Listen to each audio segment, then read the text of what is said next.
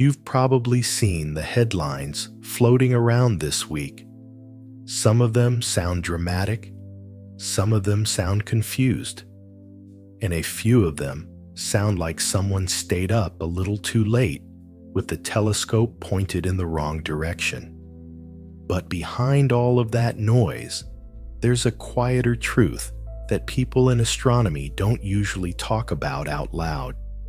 December 19th is coming, and for reasons that are far more scientific than sensational, the people who spend their lives studying space are paying unusually close attention.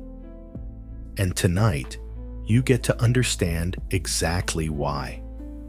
You're not here because you think something is going to hit Earth. You're not here because you expect a cosmic emergency. You're here because something about that date tugged at your curiosity. It made you pause long enough to click. Maybe you've been following the strange behavior of Three-Eye Atlas over the past few weeks. Maybe you saw the way people keep dancing around the real question. Why are experts, people who are normally calm, measured, and difficult to impress, suddenly choosing their words a little more carefully? Let's start with something simple. There is no danger to you, no impact, no disruption to your life tomorrow morning. You'll still get up, get your coffee, navigate the same roads, deal with the same schedule, and handle the same handful of emails you wish had never arrived. Earth is perfectly safe. The solar system is doing what it has always done. You are lying here tonight with gravity holding you in place and the quiet hum of a planet that has protected life for billions of years. But somewhere far beyond the clouds, there is an object that shouldn't be acting the way it's acting. A visitor from another star. Something wandering through our system on a path that will never repeat is leaving behind a trail of questions that refuse to go away. Three-Eye Atlas is not dangerous, but it is undeniably strange. Strange enough that even the most level-headed scientists are watching the calendar with a kind of cautious anticipation they don't often show. And that, right there, is why you're here. Not for fear, but for understanding. Not to be alarmed, but to be informed. You're here because you enjoy these moments when the universe becomes a little less predictable. When something out there behaves in a way that makes even the experts sit up a bit straighter. When the sky delivers a mystery that no one can yet explain cleanly. There's something deeply human about wanting to know what's going on just beyond the edge of certainty. So, let's talk about December 19th. What it is, what it isn't, and why it matters. On that day, astronomers around the world will collect some of the clearest and most decisive observations of Three-Eye Atlas since it swung around the sun. Not because it will be close to Earth. It won't be. Not because it threatens us. It doesn't.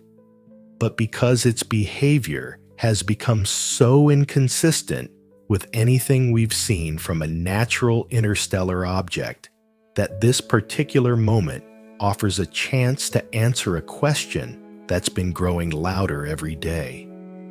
Is this thing simply an extraordinarily active comet? Or is something else going on? You don't need to be a scientist to appreciate that question. You just need a sense of curiosity, the same one you've carried since you were young. The same one that makes you look up at the sky when the night is clear. December 19th won't change your life, but it may change how you think about the universe you fall asleep in. Tonight, you and I will walk through everything leading up to that date. Not in a rushed, anxious way, but slowly, gently. the way you take a quiet drive at dusk after the noise of the day has faded. We'll look at the events that started all of this, the observations that puzzled the experts, the models that broke under the weight of new data, and the possibilities, some ordinary, some unusual, that December 19th may finally help us sort through. And I promise you something. By the end of this journey, you'll understand exactly why people who study comets for a living suddenly find themselves using phrases like unprecedented, unexpected, and we need more data. You'll understand what they're hoping to learn and why the answer, whatever it turns out to be, will be far more fascinating than frightening. For now, just settle in. Let your shoulders drop a little. Let the pace slow down. The universe isn't asking anything of you tonight. It's simply offering a story. And December 19th is the chapter where a few pages finally turn. Now, let's go back to where the real mystery began.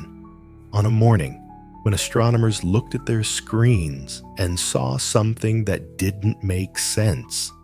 You remember the kind of morning where you expect everything to be ordinary, where the coffee tastes the same as yesterday and the sky looks the same as it always does.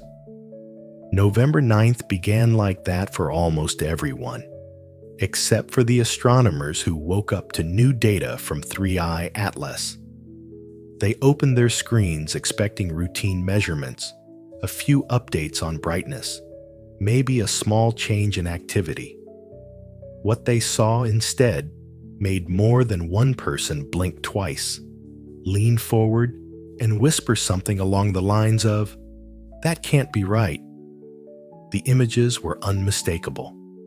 Stretching out behind 3i Atlas was a jet so long and so sharply defined that it almost looked like a digital artifact, something a computer had accidentally drawn across the frame.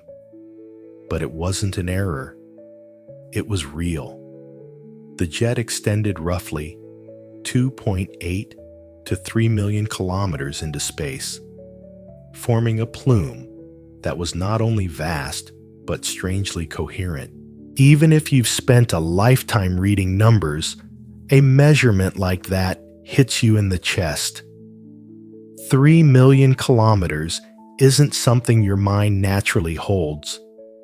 So let me put it in perspective for you in a way that feels more concrete. The average distance between Earth and the Moon is about 384,000 kilometers. If you stack that distance one on top of another, again and again and again, you would need 7 or 8 of those stacks just to match the length of this single jet. Imagine a tail so large that it could reach the moon, come back, and then reach it again. And you're just beginning to picture what astronomers saw that morning. No one had predicted it. No one had budgeted for the possibility that a visitor from another star could put on a display like that so soon after perihelion. And yet, there it was, glowing and impossible to ignore. And that wasn't the only shock. While the long jet trailing behind the object was impressive on its own, another feature stole the breath of anyone who looked closely. A second jet, narrow, bright, and strangely defiant, extended almost 1 million kilometers toward the sun. Toward the sun. That single detail is enough to make you pause. Under normal circumstances, the solar wind should push material away from the sun as steadily and predictably as a breeze pushing leaves down a sidewalk. Yet this jet was pointing into the wind, surviving forces that should have scattered it instantly, as if something beneath the surface was launching material outward with more force than sunlight could suppress. You don't need to be a scientist to understand how odd that is. You just need to imagine standing in a storm strong enough to knock over trucks and watching a column of dust rise straight upward against the wind, perfectly straight, as if the air itself didn't matter. It's the kind of sight that makes you question the basic rules you thought you understood. That's when the second layer of confusion set in, because it wasn't just the shape or direction of the jets that raised eyebrows. It was the implied numbers. The data suggested that 3I Atlas was losing mass at a rate that made even the most seasoned observers sit back in their chairs. The best estimates pointed toward a mass loss rate of up to 50 billion tons per month. Not million, billion. In any natural scenario, that level of activity would require an enormous amount of energy delivered to the surface of the object. And energy comes from one place, the sun. But sunlight only delivers so much. The physics is simple enough that anyone with a calculator can follow it. You measure how much sunlight reaches the surface. You estimate how efficiently ice can convert that sunlight into heat. Then you calculate how much gas can be released by that heat. The numbers are solid. They're not mysterious. But when astronomers applied that logic to 3I Atlas, the conclusion didn't match the reality. The sunlight wasn't enough to power what they were seeing. Not even close. That's when the campfire metaphor began circulating quietly among researchers. Imagine you see a forest fire raging across an entire valley, flames stretching up into the sky, smoke covering the horizon. Then someone walks you to the edge and shows you the only piece of fuel feeding that entire blaze, a single, small stick. One piece of wood. And yet the flames are somehow roaring like an inferno. It doesn't matter how many ways you run the math. It doesn't matter how you tilt your head or adjust the numbers. The energy coming in doesn't match the energy going out. The books don't balance. This is where the unease began. Not fear, not panic. Just that quiet intellectual discomfort that settles in when the universe stops behaving in the way you expect. You're not looking at a catastrophe. You're looking at a contradiction. Something that forces you to step back and ask yourself whether you've missed a piece of the puzzle or whether the puzzle is something else entirely. Because here's the truth. This was never about a comet behaving a little more energetically than usual. This was something fundamentally different, something that pushed every known model of cometary physics far beyond its comfortable limits.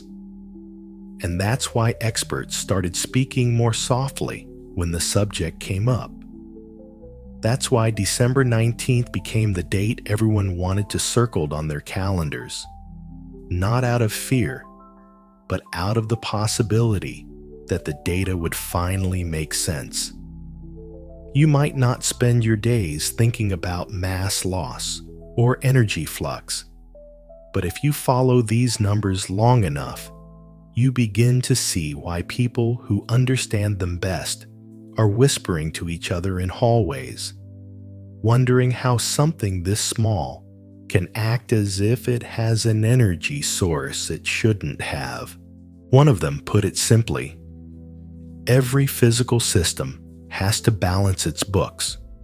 With 3I Atlas, the books don't balance. And if the energy doesn't make sense, the geometry makes things even stranger. If you've ever watched a documentary about comets, or glanced at a diagram in a science magazine, you already know the basic picture. A comet approaches the sun, its surface warms, pockets of ice turn to gas, and that gas carries dust with it. The nucleus sits at the center, wrapped in a glowing coma, and a long tail streams away in the opposite direction of the sun. That direction is controlled by the solar wind and solar radiation, which sweep material outward like a steady breeze. Sometimes a comet will show two distinct tails, one dust, one ion.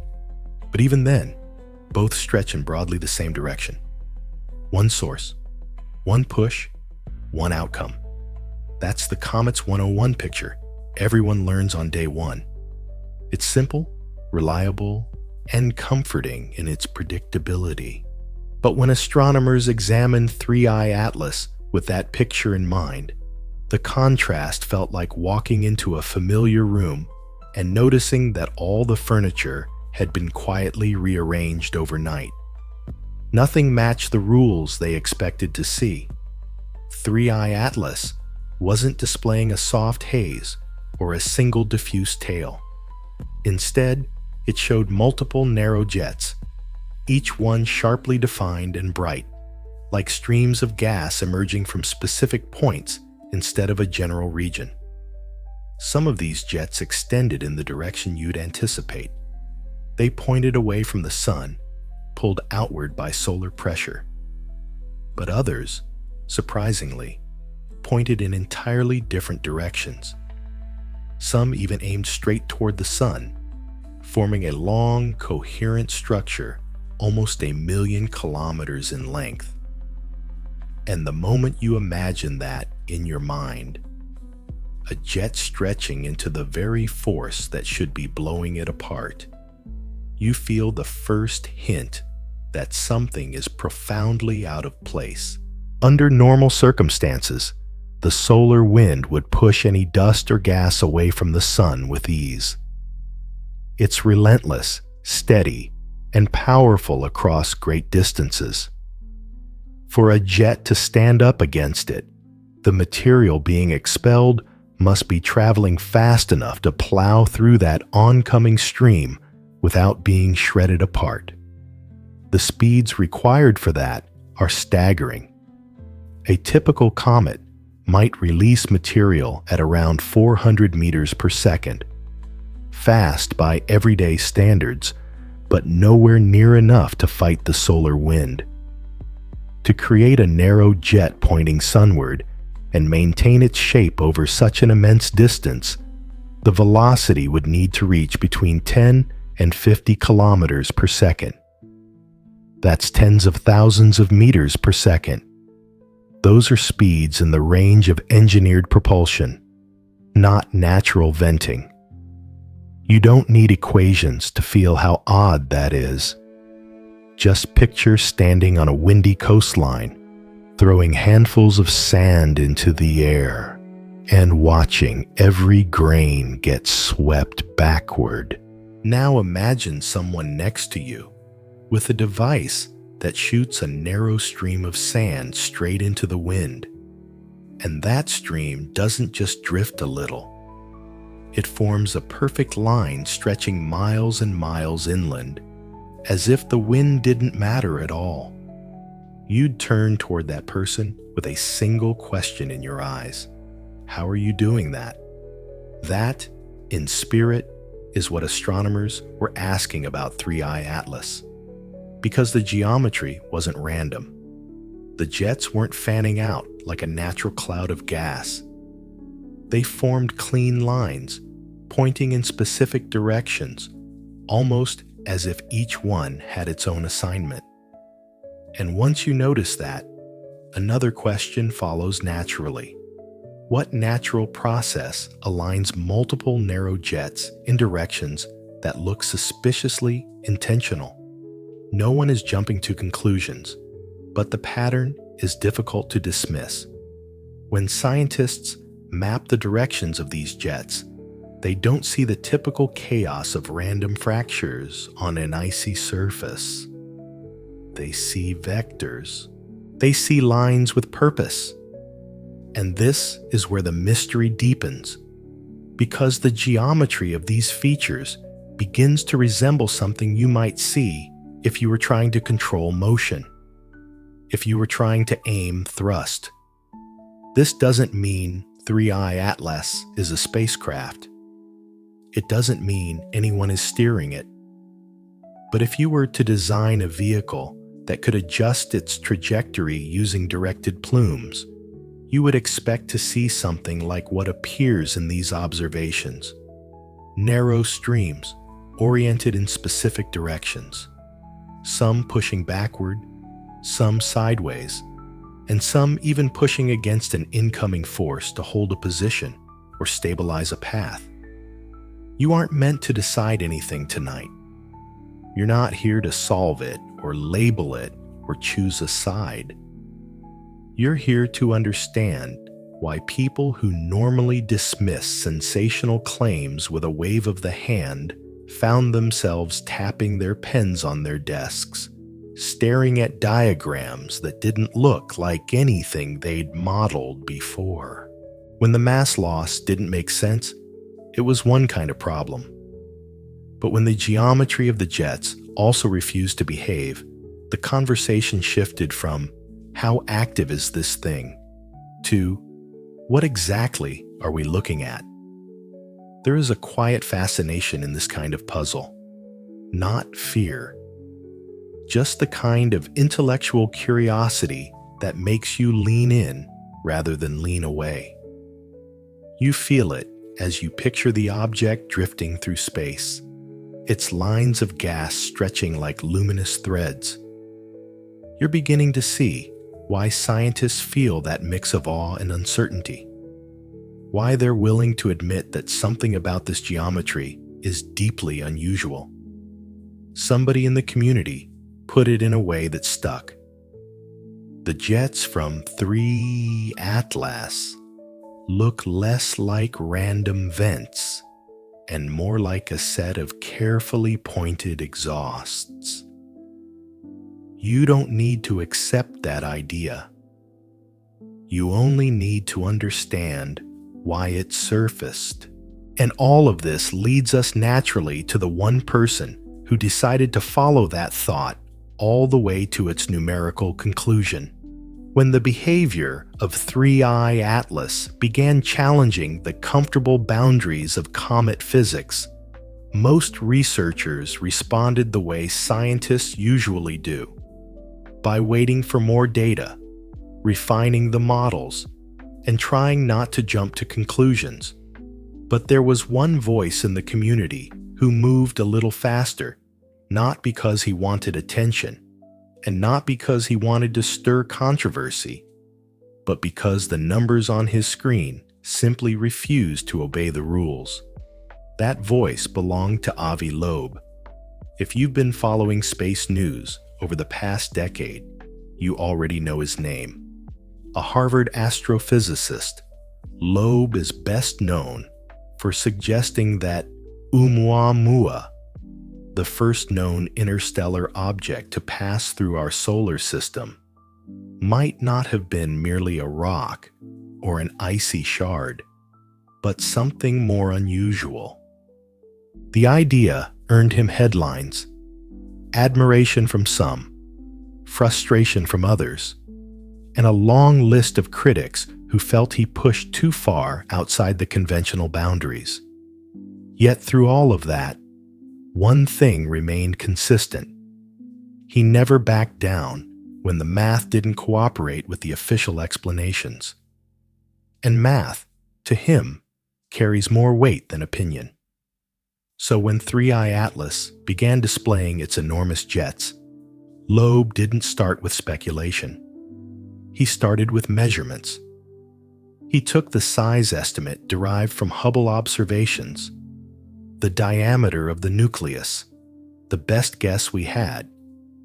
Then he took the estimated mass loss rate, the figure that had been startling researchers since November, about 50 billion tons per month.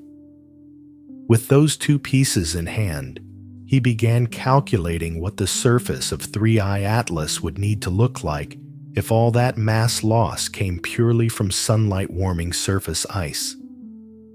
The math is straightforward, and that's part of what makes it so unsettling. You estimate how much solar energy arrives at the surface. You estimate how efficiently that energy can sublimate ices into gas. You compute how much surface area is required to generate the mass loss rate implied by the jets. It's the kind of calculation undergraduate students learn to make. No exotic physics, no speculative leaps, just raw numbers. And when Loeb completed his calculation, the outcome landed like a hammer. If sunlight were the only energy source driving those jets, then 3I Atlas would need to be between 4 and 10 times larger in diameter than what Hubble observed. Not a small discrepancy. Not a case where a measurement might be off by a factor of 2. This wasn't a rounding error. This was a canyon between reality and expectation. There was no comfortable middle ground to hide in. And that led Loeb to articulate a choice, a simple, 3-branch decision tree that made many people uncomfortable. Option 1. The observations are wrong. Maybe Hubble misread the size. Maybe the jets are being interpreted incorrectly. Option 2. The physics of natural comets is incomplete in a way no one predicted. Maybe there's a mechanism we've never seen before, a kind of internal engine powered by chemistry or structure that isn't accounted for in the standard model. Or option 3. The mass loss is being driven by something artificial, something engineered, something designed. Loeb didn't insist on option 3. He didn't shout it, brandish it, or treat it as a foregone conclusion. What he said was something more careful and perhaps more unsettling.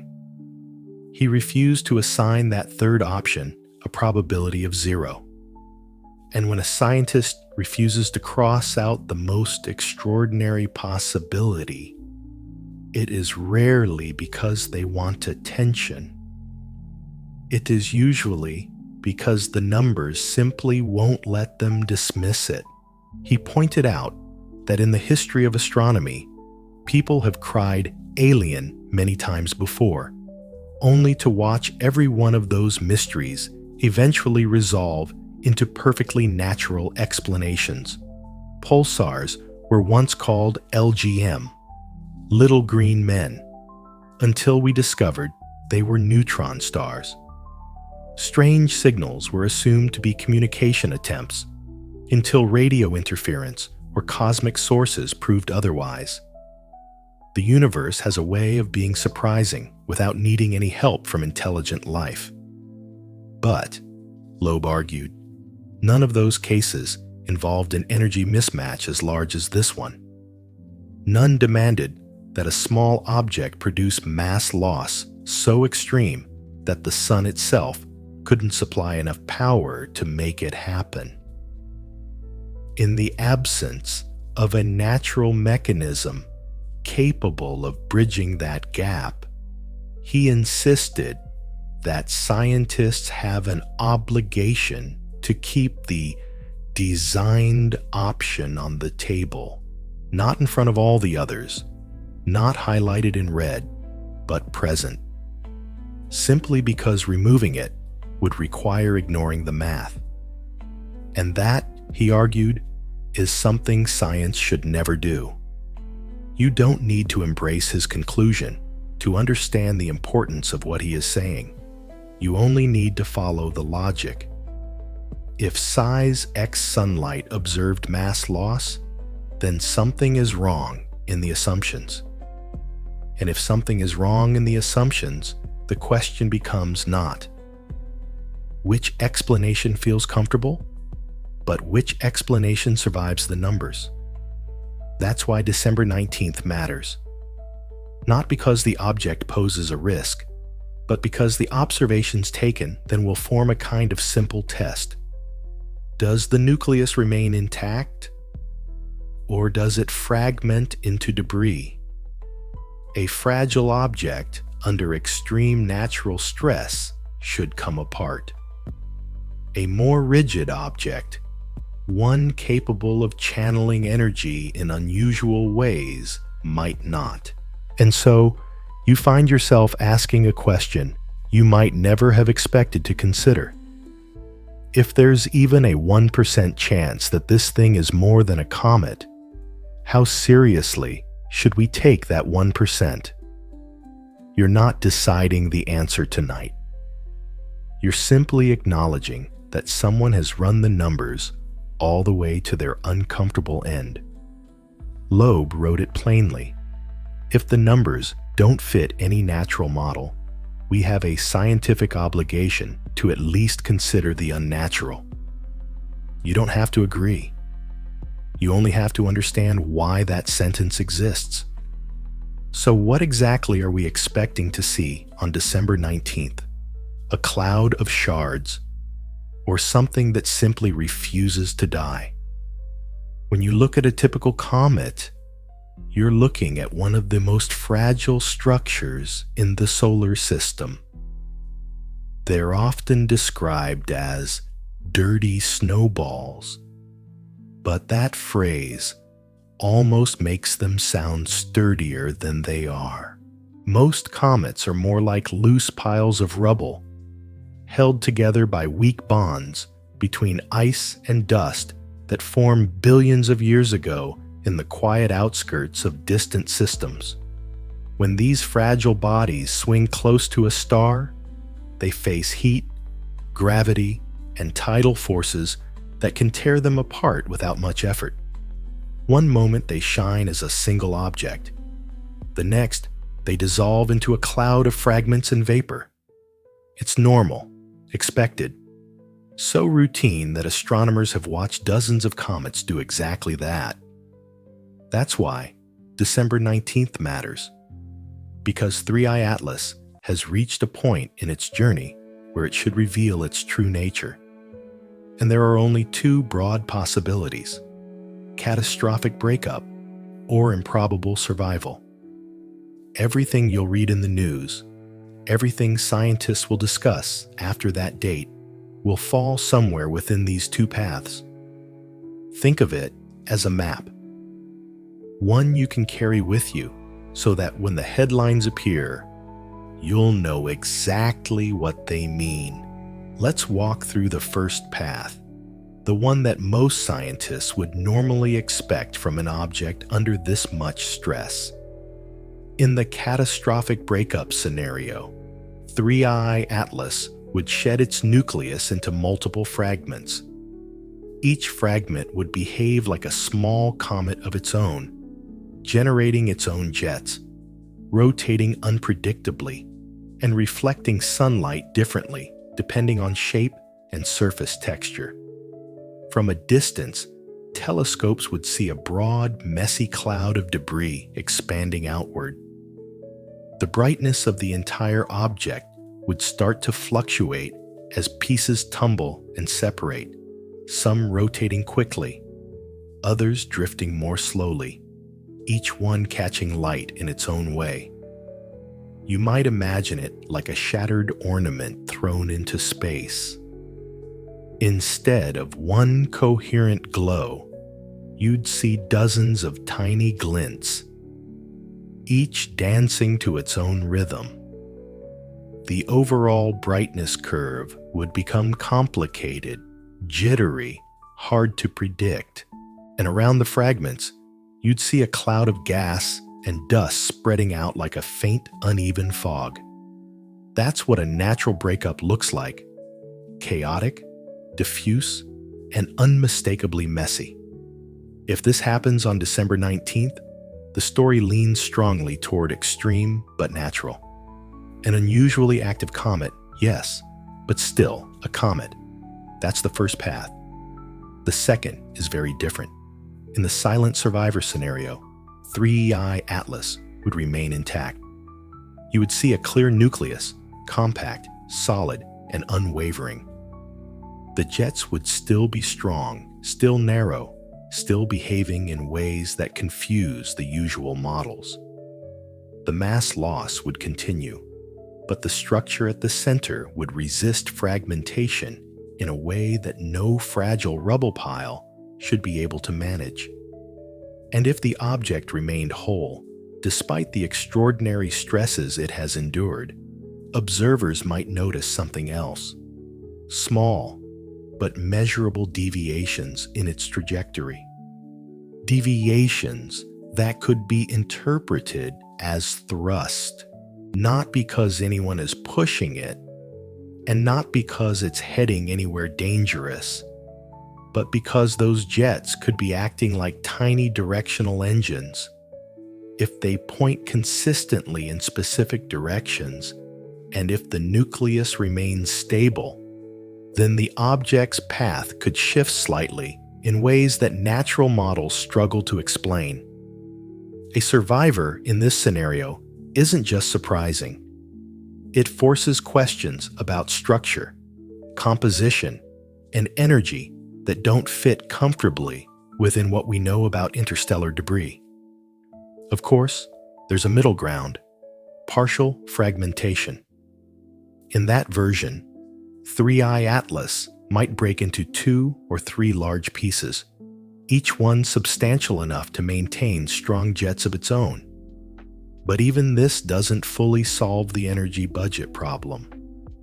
Breaking the nucleus into a few chunks doesn't magically provide the energy needed to power those jets, nor does it fully resolve the directional patterns that made scientists uneasy in the first place. It would answer some questions, but not all. And that is the real meaning behind December 19th.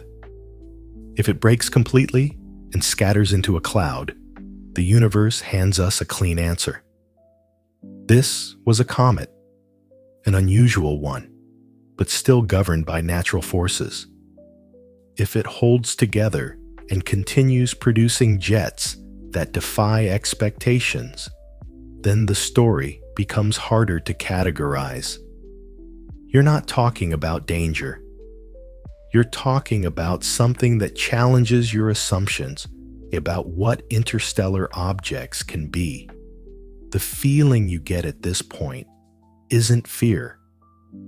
It's the quiet tension of watching an investigation unfold. It's like waiting for the verdict in a case where you don't know all the rules, only that the outcome tells you something important about the world. Across observatories and research groups, people are preparing for that night like it's a final match in a game whose shape they can't fully describe. Telescopes on mountaintops, spacecraft in orbit, automated survey systems sweeping the sky, all waiting for the moment when the object comes into view long enough to reveal whether it held together or came apart. And somewhere inside you, whether you admit it or not, you're waiting too. Not because anything on Earth will change, but because the answer touches something ancient, a desire to understand what moves through the darkness above you. The most unsettling possibility isn't that the object hits anything or disrupts anything. The most unsettling possibility is that it simply refuses to behave like anything we've ever cataloged before. That's why scientists keep repeating the same quiet summary. If it breaks, it was a comet. If it doesn't, then we've run out of easy answers. You're not choosing which path is true. You're just holding the map so that when the sky speaks, you'll know how to read it. But even in the simplest scenario, a broken comet, there's a very human question to answer. Where do all the pieces go? By the time you reach this point in the story, the question on your mind shifts from curiosity to something more grounded. If 3I Atlas does break apart, what exactly happens to all the pieces? Even if the object poses no threat to Earth itself, you live in a world held together by satellites, signals, and delicate systems moving quietly above your head. So let's take a slow walk through the possibilities. Not to alarm you, but to give you a clearer picture of how scientists think about these things and why they care so much about the details. Start with the basics of the object's orbit. When 3I Atlas swung around the Sun on October 29th, it reached its closest distance to our star, about 0.7 astronomical units. Not dangerously close, but close enough to feel significant heating and solar stress. After that, it drifted outward again, and on December 19th, when everyone is watching, the object will pass roughly 1.8 astronomical units from Earth. That's far beyond any zone of danger. There is no impact path, no scenario where it changes direction and arrives here. The space between us remains immense, but distance alone doesn't settle everything. The real complexity comes if the nucleus breaks. A comet fragmenting is not like a glass dropping and shattering on the ground, where all the pieces fall in one place. In space, every fragment carries momentum, its own velocity, its own angle, its own subtle dance with gravity and solar radiation. Once pieces break off, they each embark on slightly different paths. Some drift outward more quickly. Some lag behind. Some rotate and vent more material, nudging themselves sideways. Others travel in straight lines until the sun's pressure begins bending their trajectories. It becomes a cloud of motion rather than a single object, and that cloud can, over weeks and months, stretch to cover hundreds of thousands of kilometers. Given enough time, it can even extend into a fan-shaped structure millions of kilometers long. And inside that cloud is a range of debris sizes, from microscopic dust grains to fragments large enough to reflect sunlight in brief glints. Most of it is harmless, scattered into space in quantities too small to affect anything. But some pieces, especially those about the size of grains of sand or pebbles, move at velocities that turn them into tiny but potent projectiles. This is where the story brushes lightly against the technology that surrounds your everyday life. Dozens of communication satellites orbit Earth. GPS satellites form the quiet backbone of navigation. Weather monitoring systems keep track of storms and global patterns. Internet constellations provide connection for millions of people. The International Space Station circles above, and new orbital platforms are being planned for lunar operations. All of that relies on predictable space. Not empty space. There's always debris. But space where the debris behaves within known patterns. A fragment from 3I Atlas isn't going to drop into Earth's orbit tomorrow. But the cloud of dust and small particles created by a breakup can drift through the solar system in ways that occasionally intersect with the highways where our machines operate. Even a tiny particle the size of a grain of sand, if moving at tens of kilometers per second, carries the kinetic energy of a small grenade. Not enough to affect the planet, but enough to damage an antenna, puncture a space station module, disable a satellite, or disrupt a sensitive instrument. Space agencies already plan for this. Shielding protocols exist. Collision alerts happen. Operators maneuver satellites out of the way of known debris fields all the time. So, the question professionals ask isn't, is Earth in danger? It's something far more practical. Where are the pieces, and when do we cross their path?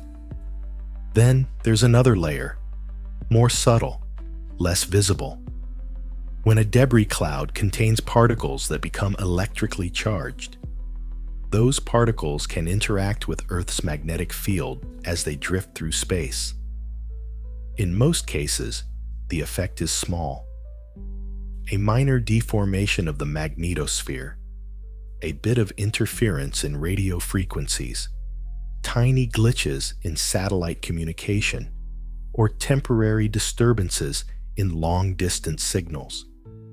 Nothing catastrophic, nothing lasting, nothing that changes how you live your life day to day.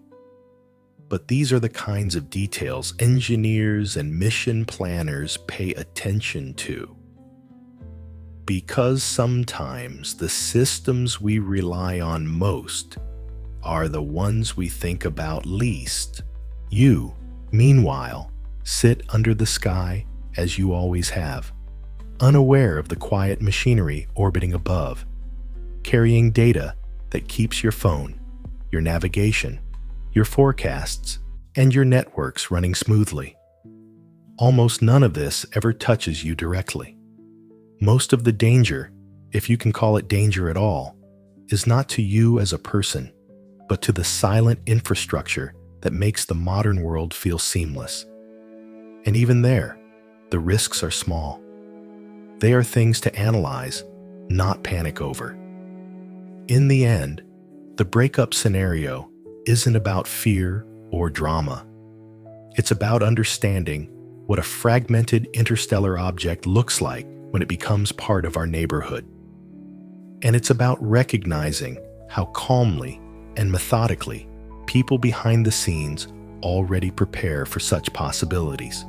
Whether 3i Atlas breaks into a spectacular spread of fragments or holds together in an unlikely display of endurance, the professionals tracking it have models, predictions, and protocols ready to go. But there is one question that the debris cloud cannot answer. Because whether the object shatters or survives, we're still left staring at the same puzzle that began this story. How is it producing jets with more force than sunlight can reasonably supply? To understand why some scientists talk about game over for our Comet models, we have to go back to the engine room, the energy budget. By now, you've seen enough of 3i Atlas to know the puzzle isn't just about motion or geometry.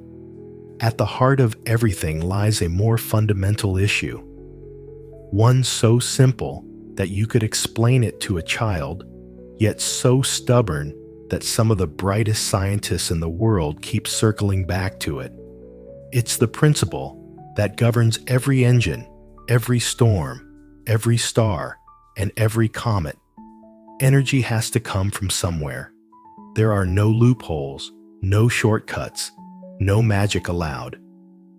That's the quiet rule of the universe. And 3i Atlas seems to be bending it. So let's walk through this carefully, like you're going down a checklist with a calm mind.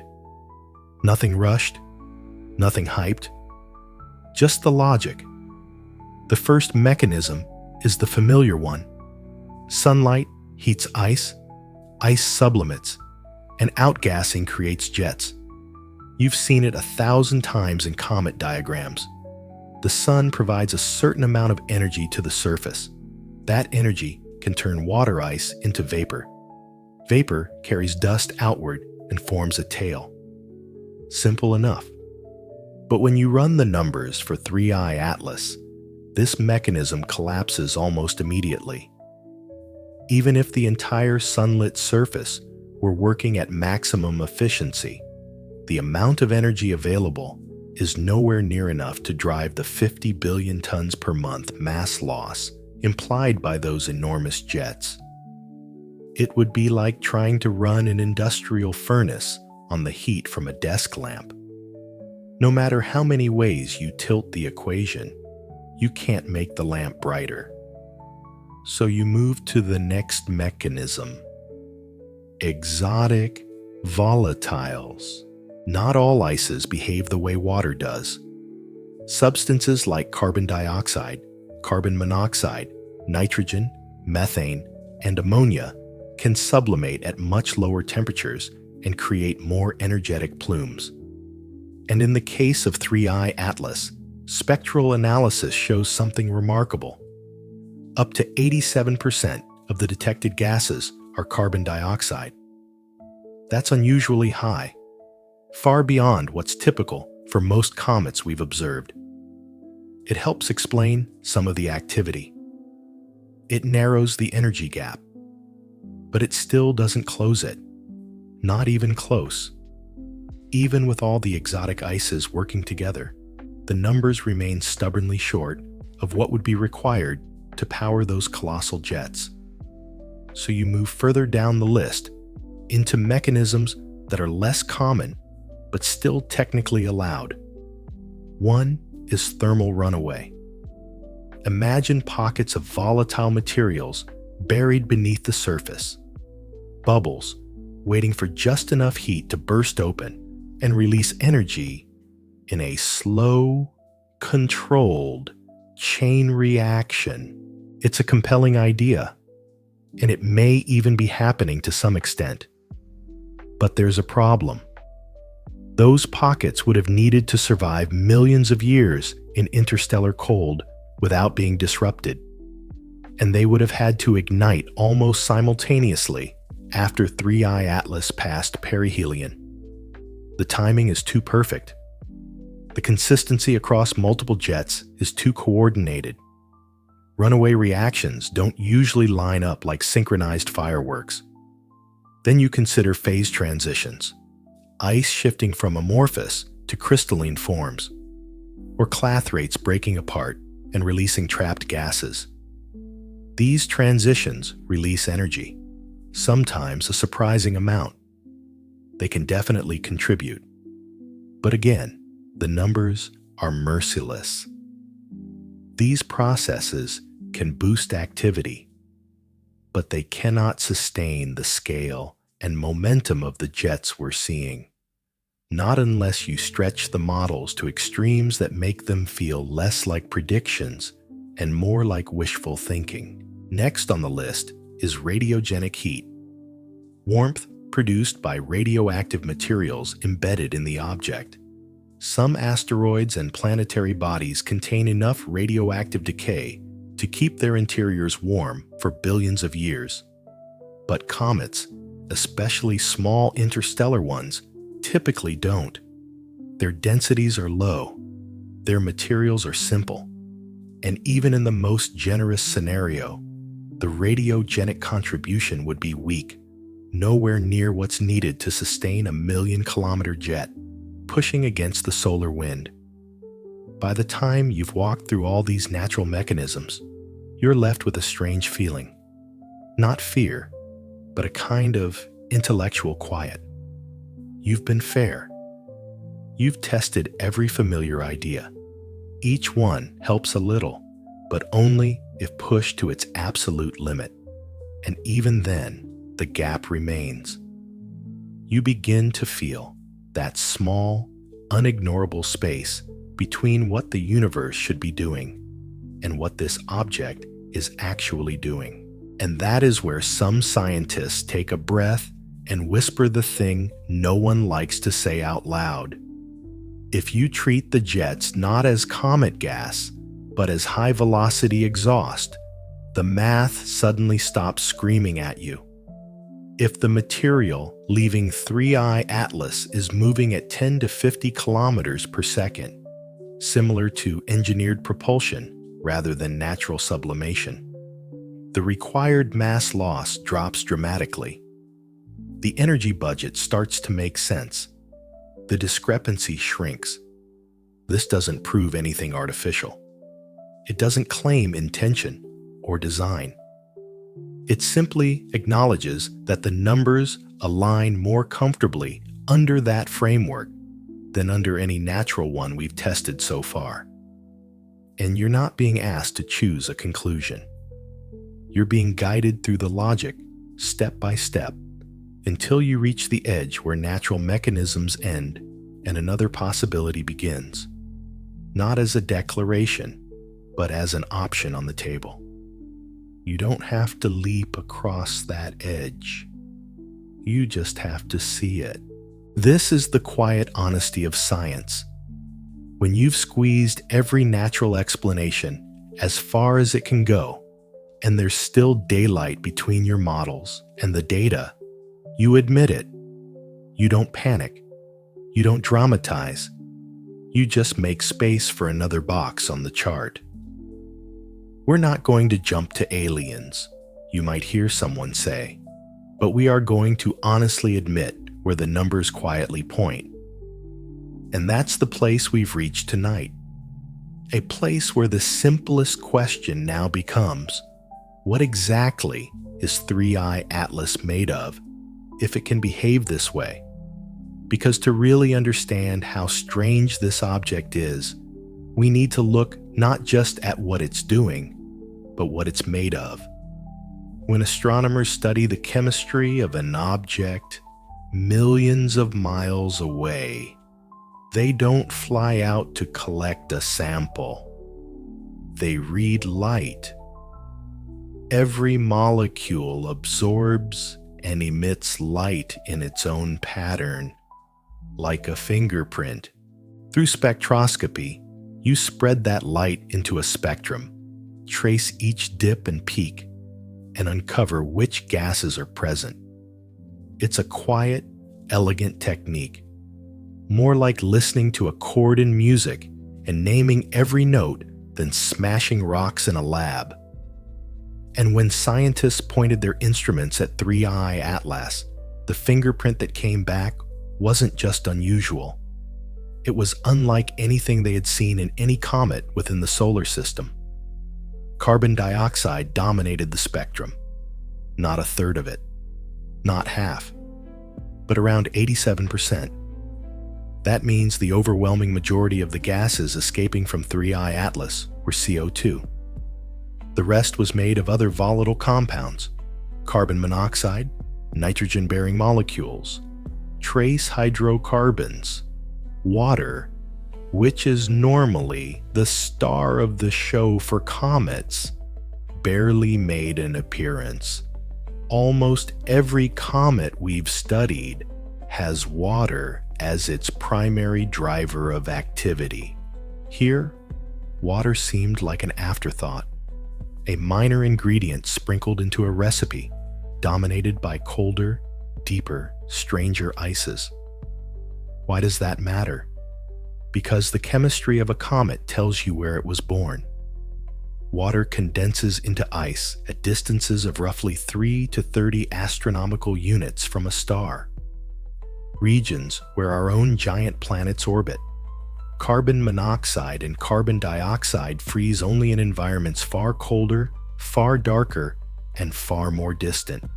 If a comet is rich in CO2 and CO, it means it lived its early life where sunlight was barely a whisper, out in the analog of an Oort cloud around another star, or possibly in a region even farther from any source of warmth. The story hidden in 3I Atlas is a story of deep cold, of chemical memory preserved from a place almost unimaginably remote. But that raises another question. Interstellar space is harsh. Cosmic rays, ultraviolet light, and high-energy particles constantly bombard anything traveling through it. Volatile ices don't like that environment. They degrade. They sputter away. And yet, 3I Atlas still carries an enormous reservoir of them, more volatile material than many comets from our own Oort cloud. For that to be true, something must have protected the interior for millions or even billions of years. That leads to the hypothesis of a carbon-rich crust, a layer of dark, organic compounds, tar-like, insulating, and radiation-resistant. Many comets develop such layers over time, baked by solar heat during each pass around a star. But the layer suspected on 3I Atlas seems thicker, stronger, and more effective than anything typical. If such a crust exists, it would act like a shield, sealing in the fragile ices and preserving them through the long journey between stars. It would keep the interior cold and pristine, like a vault drifting through the void. But shielding has consequences. If the exterior is so effective at trapping heat, then cracks shouldn't easily form. Volatiles shouldn't erupt from multiple points in neat, collimated jets. You would expect random fractures, chaotic plumes, a messy outburst. Instead, 3i Atlas has jets emerging in clean lines, from locations that seem evenly distributed, as if the object has channels beneath the surface guiding the flow of gas outward. Natural cracks don't usually organize themselves that neatly. Even the most complex fractured surfaces on known comets produce chaotic venting, not tidy patterns. And that is where the puzzle grows sharper. You can imagine a natural carbon crust protecting an ancient comet. But can you imagine that crust rupturing at several points simultaneously in a way that produces stable, narrow jets that maintain their shape across millions of kilometers? You can picture chaos. But order? That's harder. Systems with channels, vents, and regular spacing sound less like the random failures of ice and dust and more like something designed for specific pathways, almost like plumbing. No one is saying 3i Atlas is engineered, but the more you explore its composition, the more it feels like this object remembers a colder night than anything in our solar system, and the more the surface begins to resemble something built to last. A tank of super cold CO2 wrapped in a carbon skin, drifting between stars, carrying chemistry from a place we've never mapped. It's a picture that doesn't push you toward conclusions, but it does stretch your imagination into new corners. And as you let that image settle, you also begin to appreciate the quiet mystery of it. The universe often surprises us with structures shaped by physics we don't fully understand. And this could be one of those cases. Or it could be something more unusual. The point isn't to leap toward the extraordinary. It's to admit that the chemistry of this object pushes the boundaries of what we consider ordinary.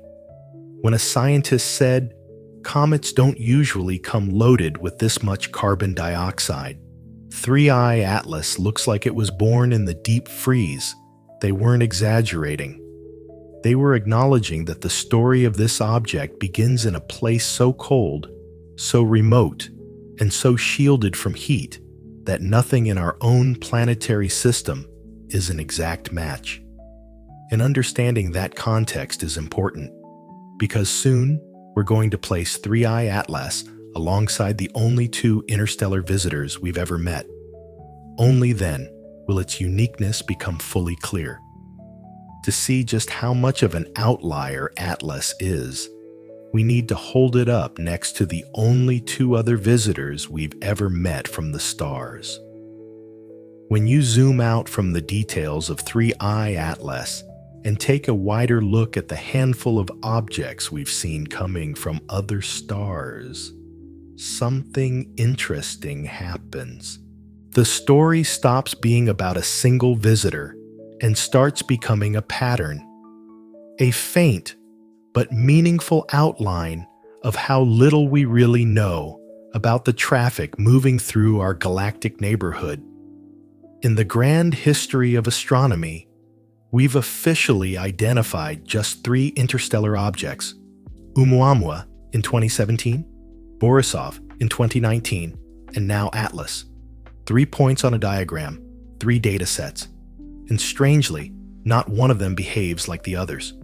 Start with the one that surprised us first, Oumuamua. It entered our solar system quietly, a faint object on a hyperbolic path, the unmistakable signature of something just passing through. It had no coma, no tail, no glow of outgassing that we could detect. It simply reflected sunlight with a strange, flickering rhythm that suggested an odd shape, maybe long and thin, maybe flat and wide, maybe something more complicated. Then it did something that shook the confidence of even the most seasoned observers. It accelerated, just a tiny bit, but clearly. A non-gravitational push nudged it off the exact trajectory gravity alone predicted. The simplest explanation was outgassing, except that we didn't see any gas. There were no jets, no dust, no signs of venting. So astronomers were left juggling a handful of hypotheses: invisible outgassing, exotic chemistry, a tumbling pancake-shaped body, or something even stranger, like a light sail pushed gently by sunlight. None of those ideas felt comfortable. All of them remained on the table. 2 years later, Borisov arrived, and the astronomy community breathed a sigh of relief. Here was something they recognized: a comet with a coma, a tail, a composition similar to comets we've seen dozens of times before. It behaved exactly the way the textbook said it should. Spectra matched known chemistry. The brightness matched the expected activity. The images looked familiar. It was, in a way, boring, but incredibly important.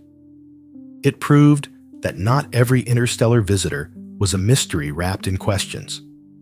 Some were just well-traveled versions of the objects we have at home. If Oumuamua upset the room, Borisov restored the balance. And now, there's 3I Atlas. If Oumuamua was too quiet, and Borisov was comfortingly normal, Atlas occupies a third category entirely: louder, brighter, more energetic, and more confusing than either of its predecessors. It erupts with activity on a scale that defies easy explanation. Its jets are narrow and directional. Its composition is weighted heavily towards CO2. It refuses to align with the neat assumptions drawn from solar system comets, yet it doesn't resemble Oumuamua either. It's as if each visitor is a different species in a zoo we've only just started cataloging. And that raises an uncomfortable but fascinating statistical question. When your sample size is 3, and 2 out of the 3 objects behave in ways that break your expectations, it becomes fair to ask whether your expectations were ever reasonable. Maybe the typical interstellar object isn't a quiet, icy relic like Borisov. Maybe that kind of comet is actually the minority. And maybe the universe is full of strange travelers, objects shaped by environments our models don't account for, carrying chemistries we don't see locally, following trajectories that challenge our assumptions. Of course, astronomers also point out the selection effect. We only notice what we can detect.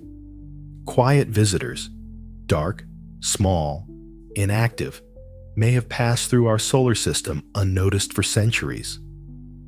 The ones we do see tend to be either bright or weird. A hyperactive comet like Atlas stands out. A tumbling shard like Oumuamua stands out.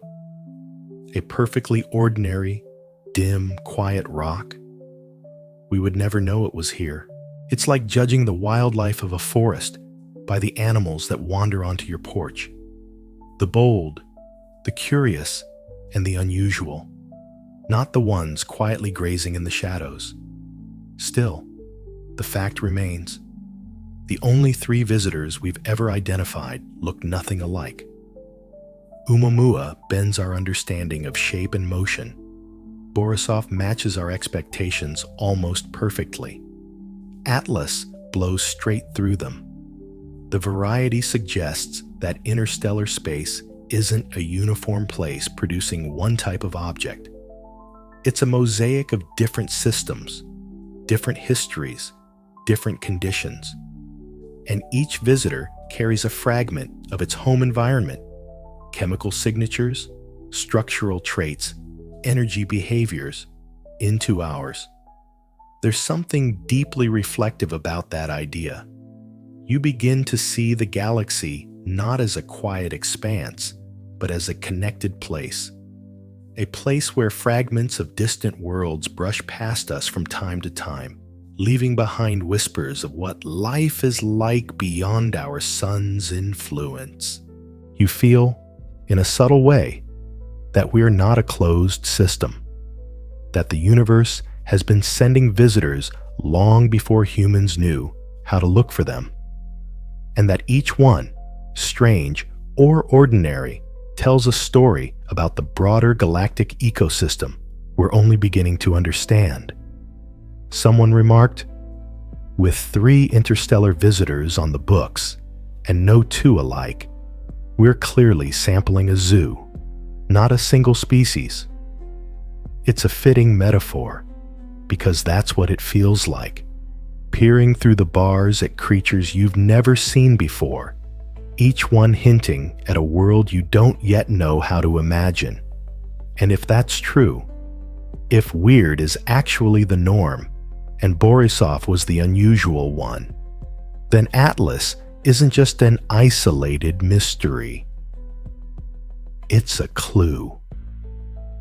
A data point in a growing pattern that may have more to do with the galaxy's hidden diversity than with any one object. So if, and it's a big if, Atlas is more than a comet, what could something like this possibly be doing here? Before we step into anything extraordinary, let's set the ground rules. This is not a declaration. This is not a conclusion. This is a quiet, disciplined thought experiment. A way of saying, let's pretend, just for a few minutes, that this thing is engineered. What story fits the data best? You're not being asked to believe it. You're being asked to explore the shape of the idea, the same way a scientist sketches the outline of a hypothesis before deciding whether it deserves to survive. So let's imagine the simplest version first: navigation. If you were sending an object across the vast distances between stars, you wouldn't waste energy by traveling in a straight line. You would use gravity, big, predictable wells of space-time, to change direction. Our own spacecraft do this routinely. Voyager, Cassini, New Horizons. They all use the gravity of planets as slingshots to redirect their paths with incredible efficiency. In a much bigger context, a star can play the same role. Flying close to it can bend a trajectory dramatically, saving years of travel time and enormous amounts of fuel. Now picture 3i Atlas swinging around the sun. The jets pointing in distinct directions, the hints of thrust, the possibility that some of these collimated plumes are not byproducts, but corrections. Because when you're navigating between stars, precision matters in a way that is hard to grasp on a human scale. A tiny course deviation made near a star could translate into a colossal miss thousands of years later when the craft reaches its destination. If 3i Atlas were steering, even subtly, it would produce the kind of directional activity we're seeing. Narrow, purposeful lines rather than random sprays. Nothing dramatic. Nothing explosive. Just gentle steering nudges written in gas instead of metal. Then there is the survey scenario. If you're a civilization curious about your neighbors, or simply mapping the galaxy, sending out passive probes might be an efficient strategy. They wouldn't need to communicate constantly or reveal themselves loudly. They could drift through systems, take measurements, analyze magnetic fields, monitor solar winds, sniff atmospheres, and quietly archive whatever they find. Passing close to a star like our sun could give them a wealth of data: radiation spectra, heliospheric structure, planetary orbits, and yes, the radio noise leaking from a technological species on one of the inner planets. Imagine a small craft that doesn't need to slow down or park. It only needs to pass through with open sensors. And when it swings close to the star, it fires small jets, not to attract attention, but to adjust orientation, stabilize itself, or align an array of instruments for optimal exposure. It's not a stretch. It's what we would do with our own probes if we had centuries to wait for the results. Then there's the third thought experiment: energy harvesting. Every star is a power station, not in the artificial sense, but in the raw, physical sense of flowing radiation, wind, magnetism, and charged particles. Our sun constantly throws off energy in ways we barely know how to harness. A craft built to convert that energy could use the solar wind like a turbine uses air. It could use the magnetic field like a generator uses coils. It could use the intense radiation near perihelion to heat materials, trigger reactions, or store charge. And maybe the jets we're seeing are not jets at all, but waste heat, material expelled as part of a conversion process designed to keep internal systems cool or efficient. If that were the case, then the jets would look exactly the way they look now: narrow, purposeful, directional, and powerful enough to hold their shape even when pushing against the solar wind. When you burn fuel in an engine or push reaction mass through a nozzle, you're not making something pretty. You're making something efficient. And efficiency often produces clean lines. Each of these scenarios, navigation, survey, harvesting, fits certain parts of the data cleanly.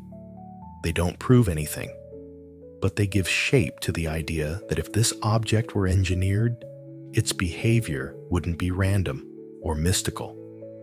It would be methodical.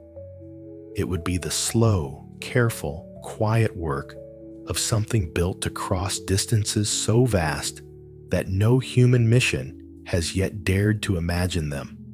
There's a feeling that grows as you sit with these possibilities. Not fear, but wonder. Wonder at the idea that your local star might simply be one dot in a map someone else drew. Wonder at the thought that the galaxy may carry more traffic than we've ever noticed.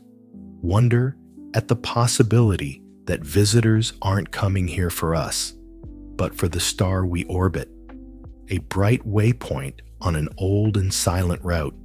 Someone once said, any civilization that can cross the stars doesn't get there by coasting. It steers, and steering leaves signatures. If that's true, then what we're seeing around 3I Atlas could be exactly what steering looks like from millions of miles away. But even if something is steering through our system, the obvious question is, where's the message?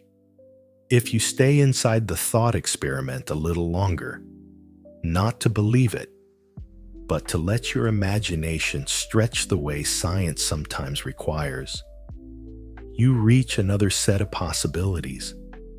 These aren't about propulsion or navigation anymore.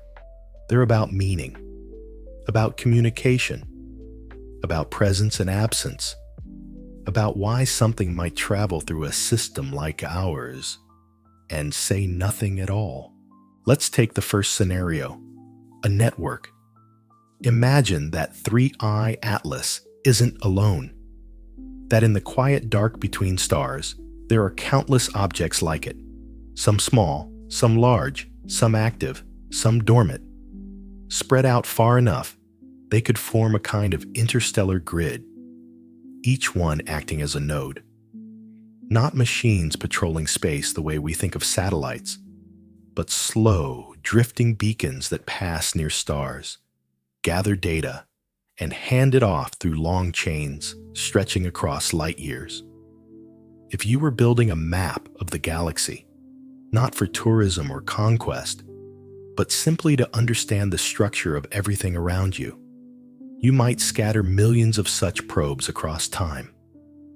A star would simply be a checkpoint, a navigation marker, a refueling opportunity, a place to transmit accumulated information or to receive updated instructions through means we can barely imagine. In that kind of system, our sun isn't special. Earth isn't special.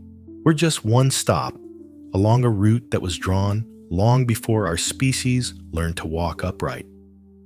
Then there's another scenario, the one many science fiction readers know instinctively: non-interference. If a civilization is advanced enough to send something across interstellar distances, it may also be advanced enough to know when not to interfere. Maybe there's a principle, a rule, a cultural ethic, a prime directive of sorts that forbids interaction with civilizations that haven't mastered interstellar travel, not out of fear, not out of contempt, maybe out of respect for natural development. If that's the case, then a probe passing through our solar system wouldn't ping us, greet us, or flashlights in the sky. It would do exactly what an ecologist does when walking through a forest. Observe quietly, take samples, record data, and leave without stepping on anything important. It sounds poetic, but it's also practical. Silence can be a form of sophistication. Then there's a possibility that feels haunting in a very different way: the ghost probe. Picture a civilization that once thrived, built wonders, studied the stars, and launched probes into the void, but no longer exists. Maybe it fell to cosmic catastrophe. Maybe it evolved beyond the physical realm. Maybe it simply faded into time, the way so many species do.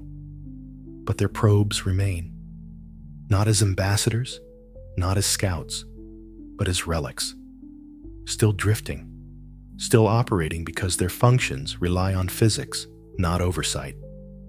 Machines without masters, continuing a mission whose purpose has been forgotten by every living mind. If 3i Atlas were such an artifact, then its silence wouldn't be mysterious. It wouldn't be choice. It would be memory.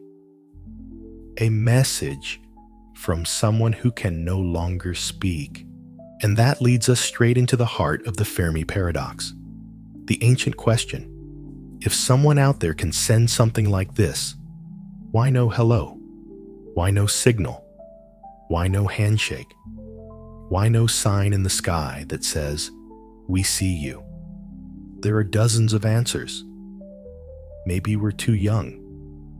Maybe we're too loud, a species broadcasting radio noise without discipline. Maybe we are astonishingly average in ways that make us uninteresting to civilizations capable of crossing the stars. Or maybe the message was already sent, in a form we don't know how to decode: a gravitational gesture, a neutrino whisper, a pattern hidden in the timing of a passing object. Silence, after all, only feels like silence when you expect sound. One philosopher said, "The silence feels different once you suspect someone is out there choosing not to speak." And that line stays with you, because it makes silence active instead of empty. It turns absence into decision. And whether this thought experiment holds any truth or not, it forces us to confront our own assumptions about communication, about expectation, about our place in the cosmic crowd. But before we float too far into the speculative, let's gently bring the thought experiment to a close. None of these scenarios, network, non-interference, ghost probes, are claims. They're not evidence. They're narrative frames. Ways to understand what might be at stake if that 1% artificial possibility ever rises above zero. They help you hold the mystery with open hands instead of clenched ones. They remind you that uncertainty isn't a threat. It's an invitation. And strangely, that gives the silence texture.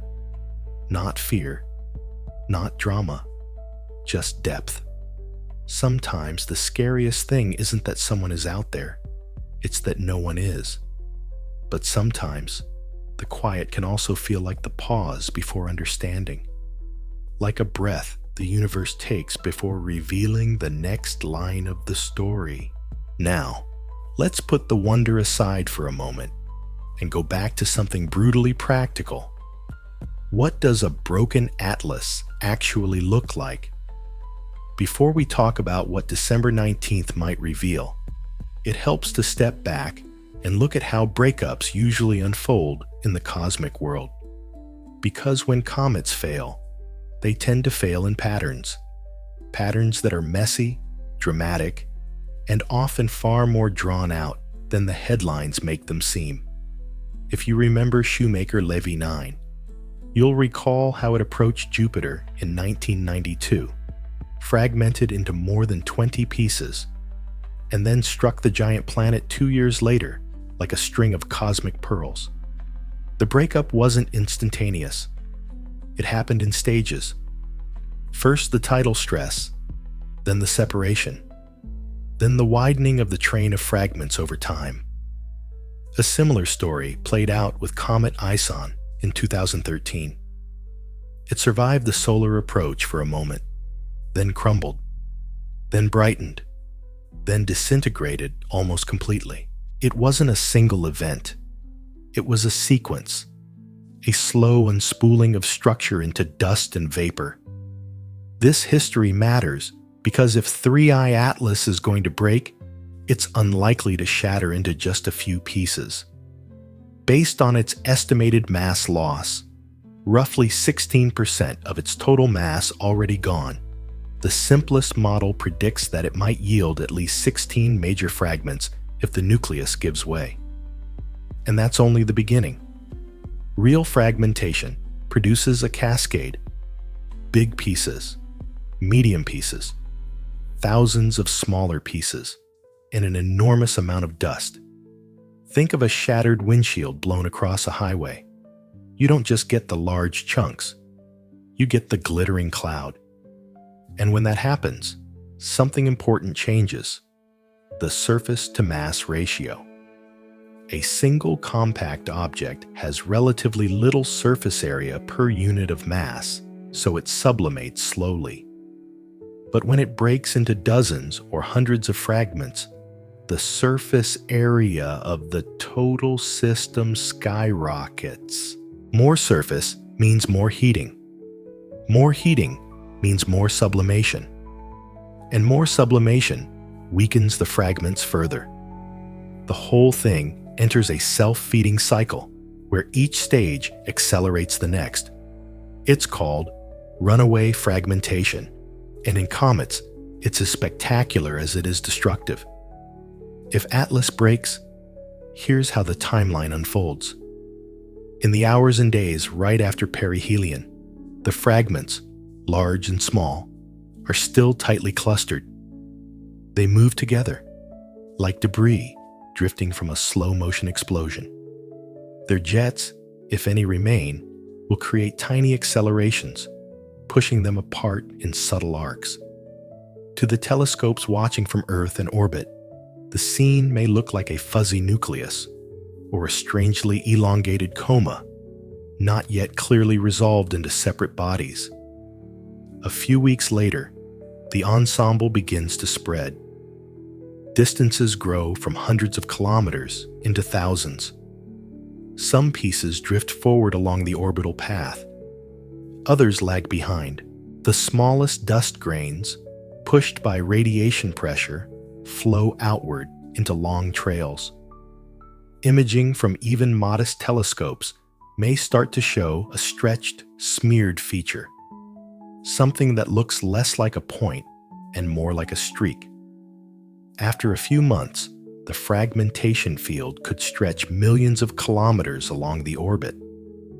The largest pieces, still intact, will resemble miniature comets of their own, each with its own tiny coma and faint jets. The dust tail may become enormous, a diffuse river of particles tracing the path of Atlas as it leaves the inner solar system. And because the fragments move at slightly different velocities, the cloud will continue to widen long after public interest fades. From an observational standpoint, this creates challenges. A fully fragmented atlas might not look dramatic through a backyard telescope. Instead of a bright, defined nucleus, observers may see a patchy, elongated smudge, something more like a faint fog than a single object. A professional observatory could detect multiple cores inside that fog. Space telescopes might identify dozens, but the public eye will see a ghost. For scientists, though, this ghost is a long-term assignment. A debris field this large requires tracking over months and years. Each fragment's orbit needs to be measured, modeled, and updated. Not because Earth is in danger, we aren't, but because future missions, satellites, and even moon operations benefit from knowing where these fragments will be years from now. A long, stretched-out trail of debris could cross regions of interest in the future, and understanding its structure helps protect the infrastructure orbiting our world. And that leads to an unexpected comfort. Even in a worst-case fragmentation, nothing ends on December 19th. It's the opposite. December 19th is when the story begins to open. If Atlas breaks apart, the event isn't a single night of fireworks. It's a report that unfolds across seasons. Space doesn't just have events.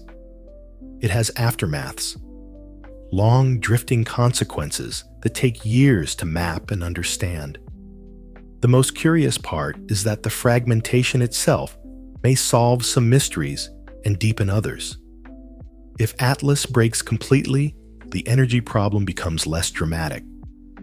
The weird jets, the directional behavior, the thrust-like signatures all fade into natural explanations that no longer require exotic ideas. Runaway fragmentation can account for bursts of activity, rapid changes, and erratic behavior. It's chaotic, but it's normal chaos. But if Atlas does break, and we see the fragments radiating outward in that long cosmic train, another realization quietly appears. December 19th wasn't the climax of the story we've been following. It was only the doorway, a reminder that astronomy seldom ends on the night of the big event. Astronomy doesn't end on the night of the big event. That's just the first page of a very long report.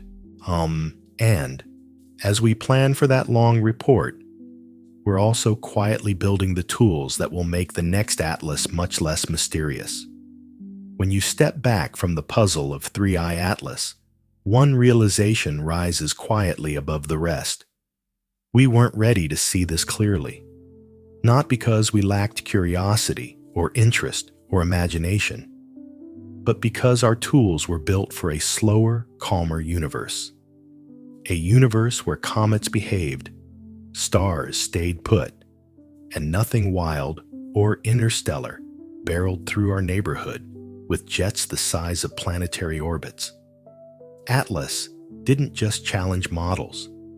It challenged our eyesight. To understand where we're going next, it helps to remember something we did recently, something that once seemed impossible. In 2019, humanity used a network of radio telescopes across Earth to turn our entire planet into a single observatory. It was called the Event Horizon Telescope. Dozens of radio dishes, separated by continents, synchronized so precisely that together they functioned as one colossal eye, large enough to image the shadow of a black hole. Not a diagram, not an artist's impression. An actual photon ring, 55 million light years away. That achievement carries a quiet message. When distance overwhelms us, we cheat the distance by linking many small eyes into one giant one. Now imagine applying that idea to visible light, not just radio waves. Instead of telescope dishes on mountaintops, picture spacecraft scattered across space, flying in formation. Some separated by thousands of kilometers, some by millions. A long baseline optical array, a telescope the size of an orbit. Each spacecraft collecting light, then combining those beams through a technique called interferometry, allowing us to reconstruct images at resolutions we can barely imagine today. That's the heart of the quantum gravity telescope concept, using fleets of spacecraft as a single observing instrument, not to snap pretty pictures, but to push the limits of physics. Originally, the concept was meant to test the faintest distortions near black holes, subtle shapes in space-time predicted by quantum gravity theories. But the same technology could resolve something far closer to home. Objects like Atlas, not as streaks, not as blobs, but in crisp detail. With a long baseline optical or quantum gravity array, we wouldn't just see the coma around an interstellar object. We'd see the nucleus, the surface, the geometry, the shapes of vents, the patterns of jets. We could distinguish natural fractures from engineered lines. We could map the crust. We could tell whether a carbon layer is sediment or shielding. We could watch jets form in real time and measure their sources to within meters. For the first time, the question, is this natural or artificial, would not require guesswork. It would have visual evidence. And this isn't wishful dreaming. Several mission concepts already exist. NASA has proposals. ESA has proposals. Universities have prototypes for formation flying interferometers. None of these systems are easy. They require exquisite navigation, stable laser links between spacecraft, and international cooperation on a scale we rarely commit to. But they're possible. They're on the drawing board. And Atlas has made them feel urgent, because here's the truth. No one says out loud, Atlas won't be the last interstellar visitor.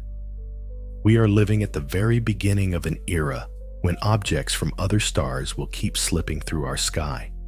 Some bright, some faint, some quiet, some loud. And we won't always have to accept fuzzy jets and unresolved silhouettes.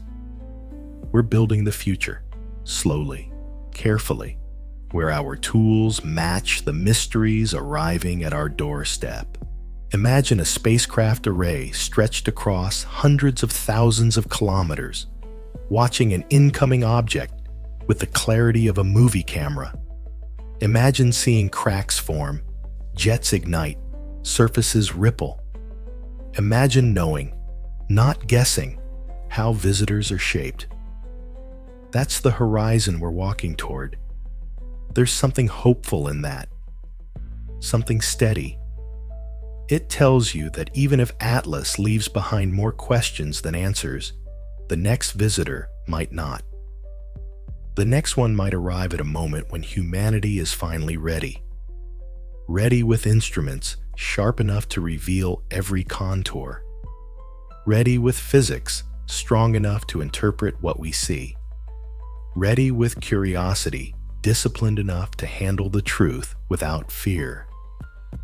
You're living in a moment when our species is upgrading its vision, when we're learning not just to watch the sky, but to resolve it, when the line between astronomy and exploration begins to blur. Someone once said, the next time a visitor slips in from the dark, we may be ready to actually see its face. And that feels true, not as prophecy, but as direction. A quiet confidence that we're building the eyes we need for the universe we actually live in, not the simpler one we grew up imagining. And with that, our story turns gently back toward Earth, toward you, here tonight, on a small world that's still perfectly safe, even as the sky writes a new chapter. Tonight, as you lie here listening, the sky is holding a story much bigger than you, and much older than anything we've ever written down. A story about motion, heat, ice, and questions we still don't know how to answer. A story that just happens to have a chapter labeled December 19th. Not a judgment day, not a deadline, just a night when the universe turns a page and we get to read whatever is written there. 3i Atlas has been a strange traveler. Its jets sharper than physics expected, its energy harder to account for, its chemistry colder than almost anything found in our own solar system. It has stretched our models, tested our assumptions, and made even seasoned scientists blink twice at their data. But all of that belongs to the realm of inquiry, not danger. Nothing about Atlas threatens Earth. Nothing about its path brings it anywhere near us. It is simply passing through, as visitors from other stars always have, long before humans even existed to notice. December 19th is not a night to fear. It is just the moment when we finally see whether 3i Atlas survives its journey or breaks apart into pieces, whether the jets calm, whether the nucleus holds, whether the strange behaviors we've been tracking resolve themselves into something familiar or remain puzzling. The scientists and engineers watching it tonight are not worried for our safety. They're curious, focused, steady. Their telescopes are ready. Their models are updated. They're doing what humanity has always done best, paying attention. So much of this story has unfolded across 3 layers. There is the layer of fact, the orbit that brings Atlas through our neighborhood, the mass loss that strains our models, the jets that behave like lines drawn with a ruler, the chemical signature rich in carbon dioxide. All of those are measurements, real, tangible, grounded. Then there's the layer of debate. Scientists asking whether this is a comet pushed to extremes by natural processes, or whether its behavior hints at something not entirely natural. Whether the thrust-like signatures are just odd physics we haven't fully mapped, or something engineered in a way we don't yet understand. Whether this is simply another lesson in humility from a universe that keeps surprising us. And finally, there is the layer of speculation. The thought experiments about networks of probes drifting between stars, or the idea of silent watchers passing by without interfering, or even the haunting possibility of ancient machines from civilizations long gone. None of these are claims. None of them are conclusions. They are simply ways to hold the mystery lightly, ways to explore without needing to decide. But here's the part that matters tonight. You are not responsible for solving any of this.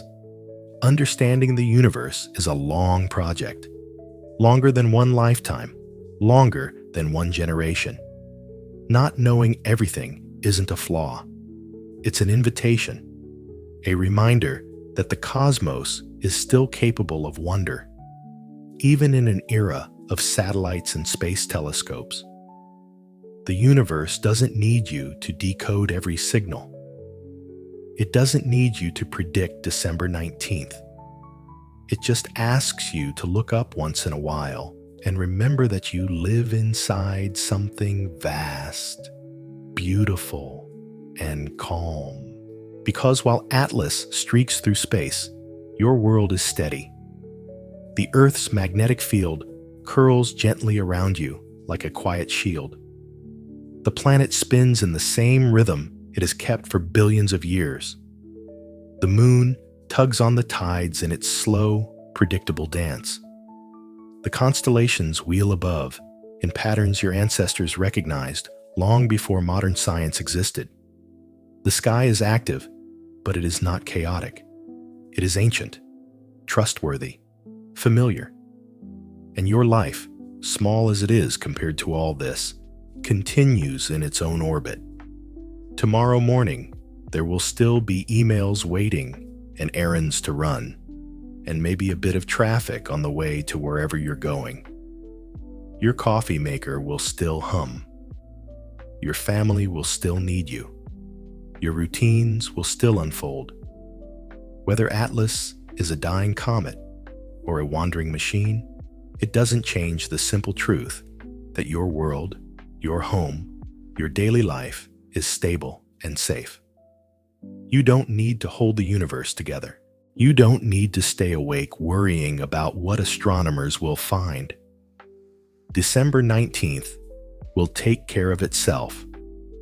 Sometimes the most comforting thing is remembering that the cosmos keeps moving whether we understand it or not. That it isn't waiting for us to catch up. That it remains patient, steady, and full of secrets that can wait for another night, another telescope, another generation. And maybe that's the real gift tonight, a quiet kind of awe. The sense that while the universe is vast and mysterious, you are allowed to rest. You are allowed to let go. You are allowed to simply exist under the stars without solving them. Whether 3i Atlas is a dying comet or a wandering machine, it is still just one more traveler under the same stars you're falling asleep beneath. So take a breath.